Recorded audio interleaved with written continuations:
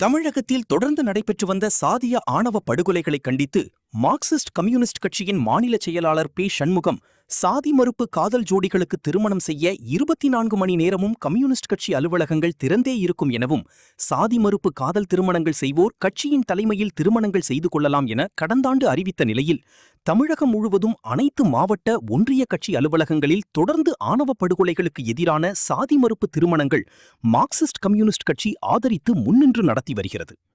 அதன் ஒரு பகுதியாக திருவாரூர் மாவட்ட மார்க்சிஸ்ட் கம்யூனிஸ்ட் கட்சி அலுவலகத்தில் மாவட்ட செயலாளர் டி. முருகையன் தலைமையில் சாதி மறுப்பு திருமணம் நடத்தி வைக்கப்பட்டது.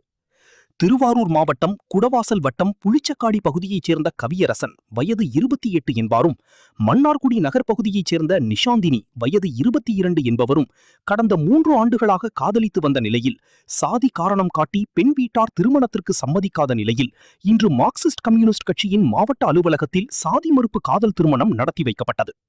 இந்த நிகழ்ச்சியில் மாவட்ட செயற்குழு உறுப்பினர் கோமதி, ஜோதி பாசு, மாவட்ட குழு உறுப்பினர்கள் கலைமணி, பழனிவேல், இந்திய ஜனநாயக வாலிபர் சங்க மாவட்ட செயலாளர் பாலா, மாவட்ட தலைவர் ஆனந்த், விவசாய சங்க நகர செயலாளர் முத்துகிருஷ்ணன், CITU உள்ளாட்சி பொருளாளர் ரகுபதி உள்ளிட்ட ஏராளமானோர் இந்நிகழ்வில் கலந்து கொண்டு மணமக்களை வாழ்த்தினர்.